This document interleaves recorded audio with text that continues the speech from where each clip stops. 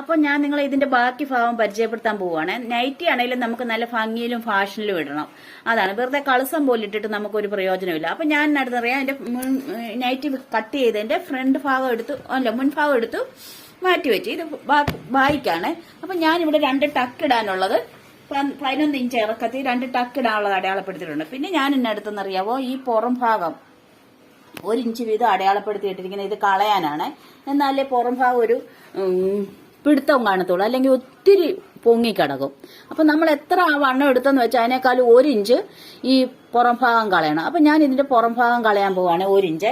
അതായത് നമ്മൾ മോളിൽ നിന്ന് നമ്മൾ ഈ 18 ഇഞ്ച് ഇടക്ക് അടയാളപ്പെടുത്തിയില്ലേ, അവിടം വരെയാണ് കളയാൻ പോകുന്നത്. പിന്നെ അവിടുന്ന് നേരിയ ഇതില് താഴോട്ട് അങ്ങ് ഇറക്കിയേക്കണം.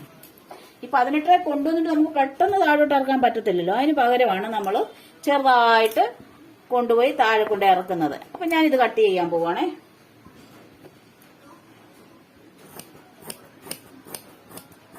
ഇത് പുറം ഭാഗം ഒന്ന് ഒതുങ്ങി കിട്ടാൻ വേണ്ടിയിട്ടാണ്. നമ്മൾ 2 ടക്കിനും അടയാളപ്പെടുത്തിയിട്ടുണ്ട്.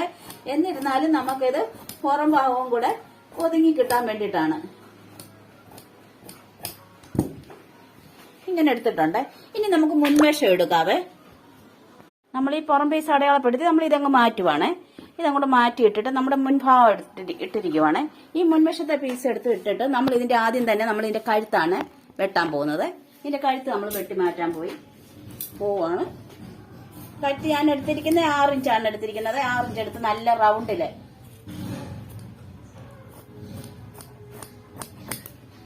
നല്ല റൗണ്ടി വെട്ടിയെടുത്ത് ഈ നമുക്ക് അതുപോലെ തന്നെ 6 ഇഞ്ച് നമുക്ക് ഓപ്പൺ ഇടണേ മുൻവശത്തെ പീസയില്.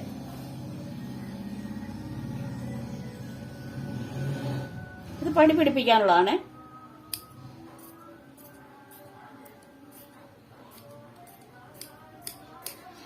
ഓപ്പൺ ഇട്ടിട്ടുണ്ട്. ഇനി നമുക്ക് ഇതിന്റെ ആകൃതിയിലുള്ള ഈ കഴുത്തിന്റെ അതേ ആകൃതിയിൽ നമുക്ക് ഇതിനകത്ത് പഠിപ്പിക്കാനുള്ള പടികളും പിന്നെ കൈയും വെട്ടിയെടുക്കാം. ഇനി ഞാൻ ചെയ്യാൻ പോകുന്നത് ഇതിന്റെ താഴ്ഭാഗം ഉണ്ടല്ലോ, താഴ്ഭാഗത്തെ ഈ മൂല, ഈ എറമ്പ് റൗണ്ട് പോലെ കട്ട് ചെയ്യുവാണ്.